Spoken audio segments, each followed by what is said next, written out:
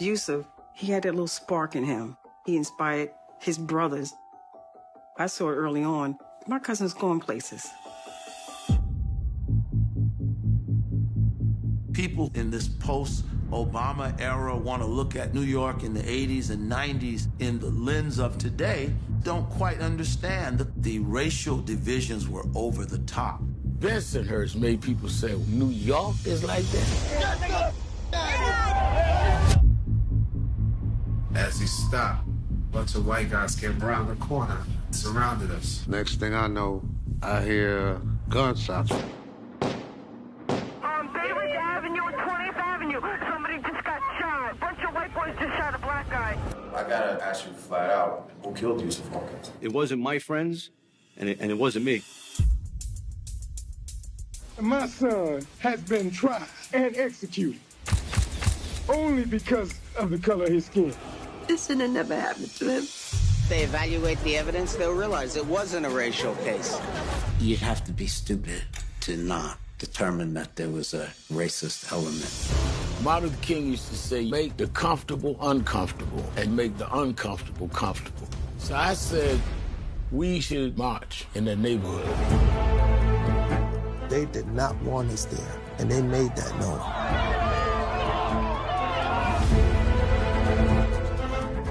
It's like unbelievable how people acted out.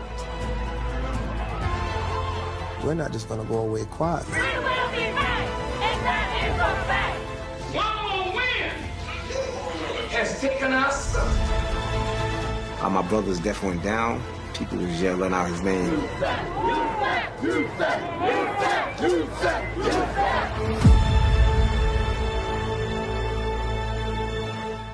Hi, I'm Amber Anderson, and you're watching The Next Come Up. And today, we are being joined with Victorious Costa, who's the producer of Yusuf Hawkins' Storm Over Brooklyn, airing August 12, 2020 at 9 p.m. on HBO. Hi, Victorious. How are you? Hey, Amber. I'm well. I'm well. Okay, let's jump into it. Can you tell me a little bit about just the name, Victorious? My name? Okay. Yeah. Well, it wasn't the name I was born with. Okay. It's the name that my mother, she let me keep. I was a teenager and I wanted to do a lot of things. Wanted to be a DJ, wanted to be an architect. And there's all these different things that I kept on changing. And people would ask me, what do you want to do when you get older? And I just wanted to be successful in whatever it is that I did do. And I just wanted to be victorious. And that just became the name. I like that. Name, the challenge, the burden, all that. It's like a little bit of law of attraction right from the very beginning. You were smart enough to grab onto that. I like that. Yes. All right, so tell us about your journey and getting to the stage in your career, and how did you become a producer? I used to do music management, did some DJing, and whenever I was doing that, I always had the camera in my hand. I was a camera person for a lot of artists. Okay. And so I was documenting, for a long time. And I think that it was a natural transition from music to film. You're doing music videos. And I did a few short films in 2015. Okay.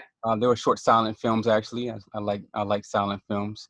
It was 2016 that I got an inbox on social media. It was from a friend of Yusuf Hawkins, who's not a filmmaker. He had an idea for the film.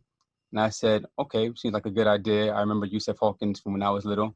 And I said, stick with me and I'll make sure the film gets made. And that's how I got on this project.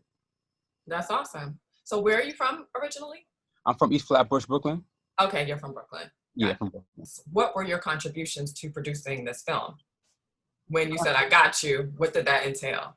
Well, so I guided him through the process. So his name is Charles Darby. He's one of Yusuf's friends. And so for a few months, we did a lot of heavy research about the case. We combed the internet. We found a book called For the Color of His Skin, combed through the book.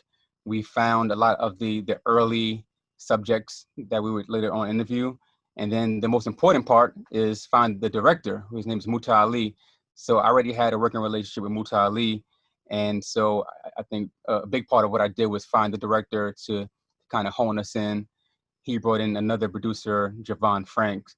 And so we basically started doing the same thing that we were doing with just Charles and I, There's a lot of research, finding people to be in the film, getting a lot of no's, trying to turn the no's into maybes.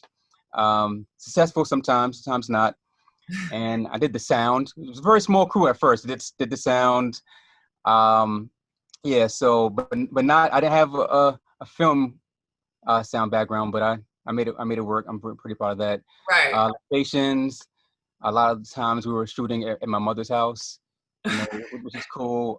We held equipment at my mother's house. So, you have a small crew, everyone does a little bit of something. Gotta love Mom Dukes, right? Yes. Okay, why has Yusuf Hawkins' story been chosen? And what was the experience working with his family, his friends, the politicians, and attorneys involved? Well, I was 12 when Yusuf Hawkins was murdered. Okay. Just came back from summer vacation, and it was the biggest story on the news, that and the Central Park Five, or the exonerated five. And so it stuck out in the mind of our generation. It was kind of our first time hearing a name like that, a name that wasn't, I guess you would say, Eurocentric. Yusuf was a very, it stuck out, and his age stuck out. He was 16. And so when Charles came to me, 28 years later, it was a no-brainer. Like, this was my current events, assignment. I didn't have time to direct it myself, and I also knew that for my second feature film, it was too big. It was bigger than me, right? Mm-hmm. But it was a no-brainer. And working with the family, it's humbling.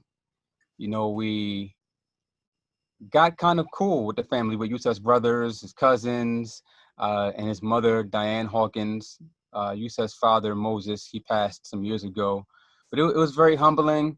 It's very empowering, because when you do documentary, once you have the family down, then it's kind of like no one can turn you away. No one can tear you down, at least. Got a lot of turnaways. But yeah, so we talk now still, right? So the family has seen the film. Okay. And they're very appreciative of it, which is something that's very important, because we came through and we ripped off a lot of wounds, in the family and the whole community. Like, we just knocked on people's doors and said, hey, weren't you in Bensonhurst 30 years ago? Wow. Talk about it. And this was both sides. It was the family side, but also the side of the people who were in Bensonhurst, who some of them were accused of being responsible. Some of them were. So it's pretty tough. We had to make sure that we weren't being exploitive, as well, but also be unbiased and not be swayed by our relationship with the family as far as the story that we were telling. Yeah. Well, being that it was so long ago, what type of issues did you encounter trying to, with all those knocking on doors and trying to bring up the past? Was it in the forefront of people's minds? Was it still Chris? All the details, like what problems came up? First problem is that in 89, you had yellow pages. And so whatever number you might have had in 89, it's not the number now. So the first problem was like finding people. Okay. And not everyone's first name is Victorious, right? And so people have like Jim. Right, Jim Johnson, right? I have a sister, her name is Nicole Johnson, so it's pretty tough, right? Yeah. So just finding people, and then it's that cold call. Hey, is this Jim Johnson? Why? And it's everybody's from Brooklyn, right? Everybody's tough, right? and once they know what we're telling, I would say that the people who are more sensitive to Yusuf, they were pretty much open, right, to telling the story, because it affected them in a certain way. Yeah. I would say that people who were closest to the people who might have been incarcerated, people who may have been witnesses, people who may have been friends, as far as people in Bensonhurst, a lot of them, not very helpful, on record. And you can understand, because this is a 30-year-old murder case, right? And technically no one was really put in jail or prison for Yusuf's murder, for pulling the trigger, right?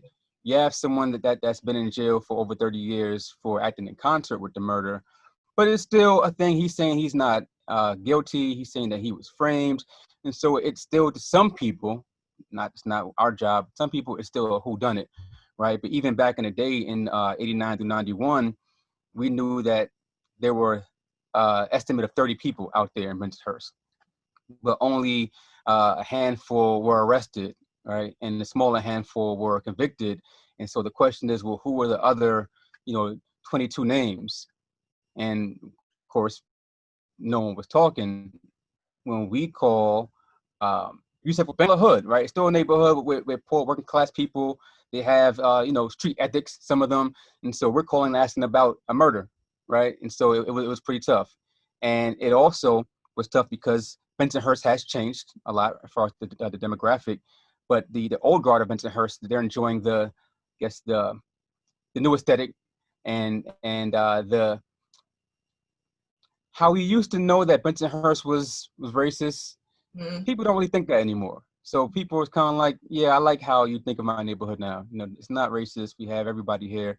So not everyone is very much willing to get that tag, again. So that was the hard part. And then I would say to any documentary filmmakers, that just getting too close to any side, just getting too close to the person, being too involved with that person's emotion can also be, a tough thing. So as producers, our job was to buffer Mutali, the director, from certain conversations so he can just do his job unbiasedly, while we take some of the hits. All right. So if someone calls and say, hey, I don't like the way that cut made me look, my haircut wasn't, then, I take fault. some of that. Yeah. I make sure that the director is cool. I serve at his pleasure, I'm sure he truly appreciates that. He does. He's a great director. Great director. So the alleged attackers, Keith Mondello, who's 18, and Joe Fama, 19, are they aware of the film? And what about their families? Have you had any feedback from them or their legal team or family? Okay. So Joey Fama, he is in the film. And I can say that now, he's in the trailer. So, so the legal team, his attorney was very helpful. Joey Fama, he's been in jail, I believe it's 32 years now. Mm-hmm. He will be eligible for parole soon. So we talked to his attorney. He's trying to, still say that he was innocent. He's trying to appeal the sentence and get out. Keith Mondello, we were not able to get up with. Okay. But we tried. So another part, right, is that some people have, at least in their mind, made amends internally, and some of them didn't feel the need to be a part of it. I mean, everybody. Okay. And I'm not here to say who has the right to make amends, right? But some people was like, I did my time. I dealt with that.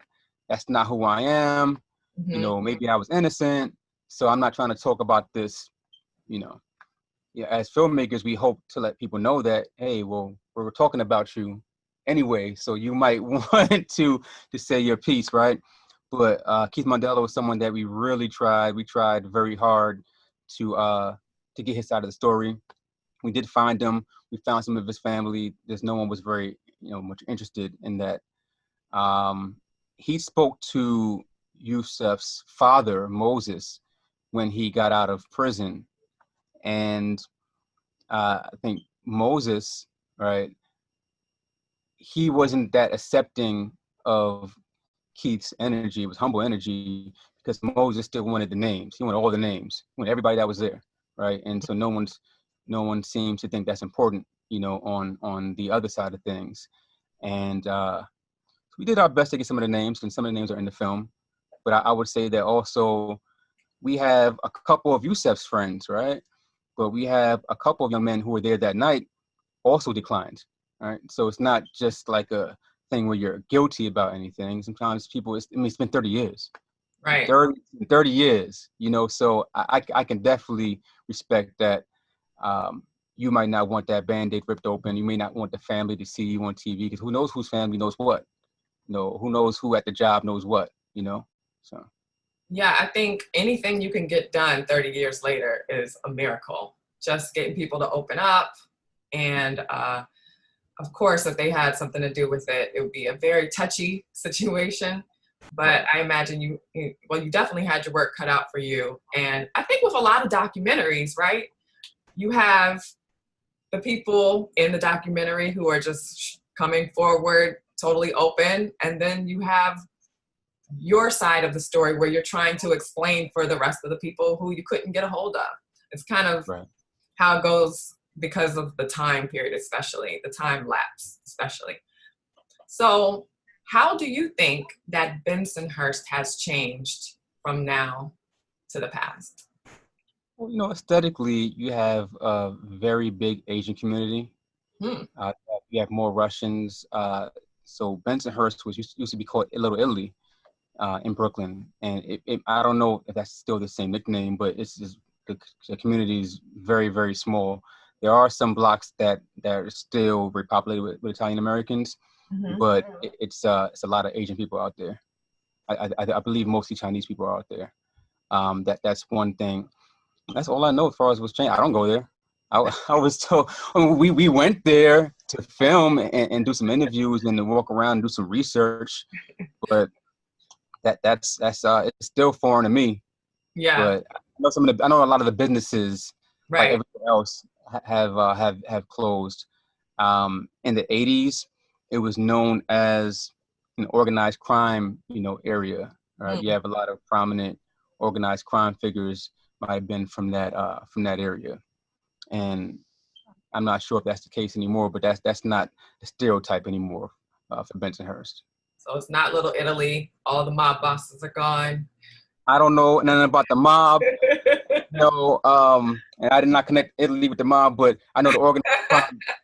That stereotype is no longer. But seriousness, that was the energy in the 80s, right? And again, this happened in that kind of a neighborhood, and these are things that we had to face, right? We had to face speaking to people from that era, about this thing.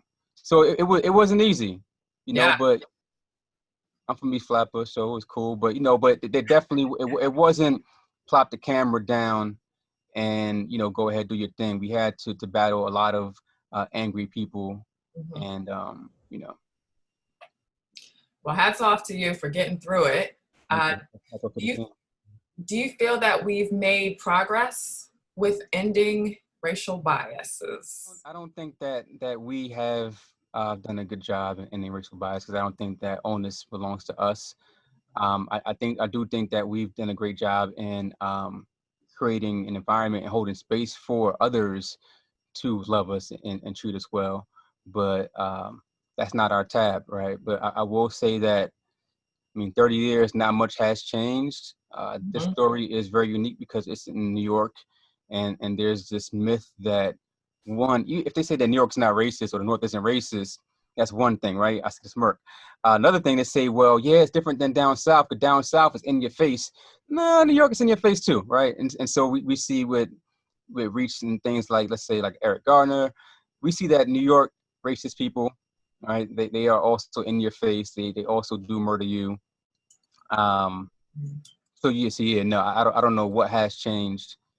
I still wouldn't go to Bensonhurst. Yeah.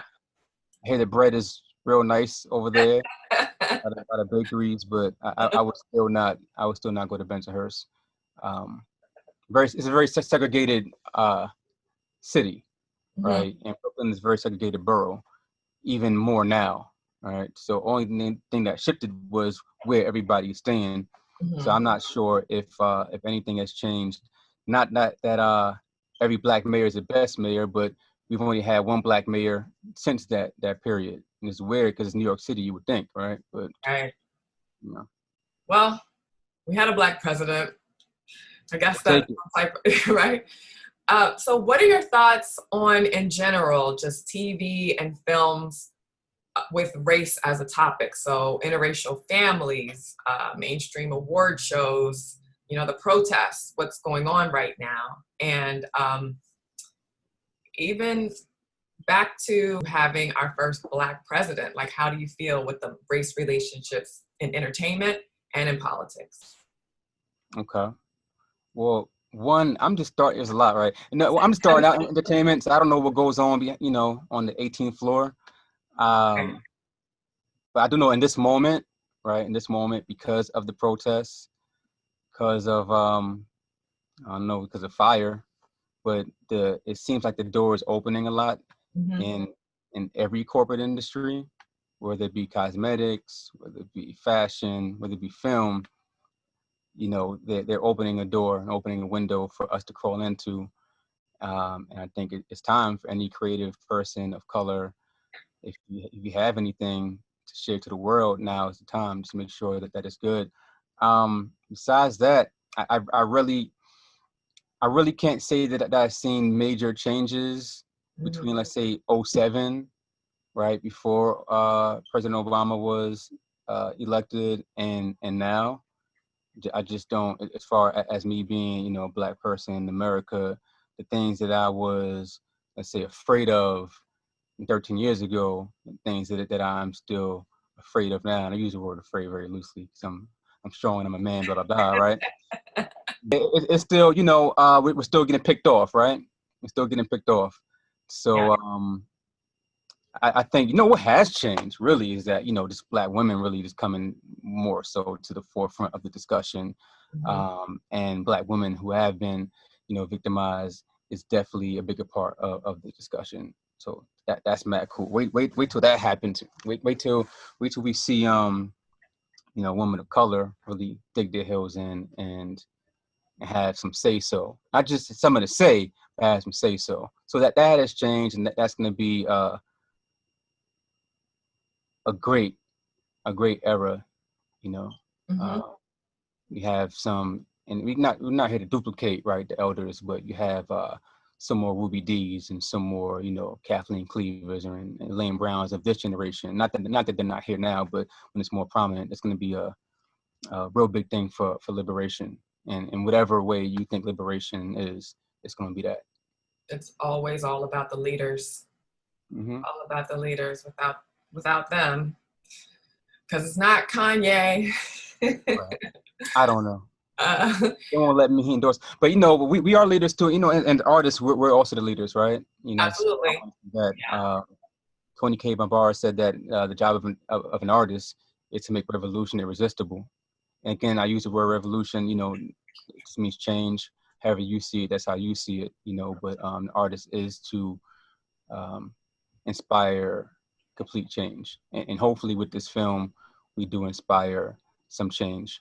I already heard from a young woman in Bensonhurst who's lived there since I think the early 90s, and she never knew that about her neighborhood, never heard of Yusuf Hawkins, and she wants to organize a march. You know, he was 16, but I just want to say it again, as I said at the beginning, he was 16 years old. He was a boy. He's 16 forever, right? So that's something that yeah. The woman that you're referring to, what is her nationality? Okay, you got the good questions there, but she was Puerto Rican and Dominican. Okay, all right. Like, why did she not hear about it? In what part of town? Well, I'm telling you, Bensonhurst, the whole rap got wiped clean. It got wiped clean, you know. Yeah. And her parents told her it happened, you know, before you were born, but talk about it for what? It wasn't one of them, right? It was one of us. So why tell other children about that? You know? Yeah, unfortunately. Do you know if any of the family has visited Bensonhurst since the incident? Not that I know of. The answer was no last time I checked. Okay. There's a mural of Yusuf Hawkins in Bed-Stuy, Brooklyn, on Verona Place and Fulton Street. Okay. And up until a year and a half ago, the family hasn't even been to the mural. And that's in the middle of Bed-Stuy. You know, the family lives, you know, very close to that. So Bensonhurst, no. Yeah. It's difficult. It's difficult to lose a child, lose a brother. You know, but as far as like the actual address that he was murdered in front of, no. Is the mural in the film? I can't say. Okay. I guess we'll just I'm already in trouble because I can't get in too much trouble, but you'll see. Okay. All right. You'll see. All right. Well, is there anything else that you'd like viewers to understand that they may not know prior to the release?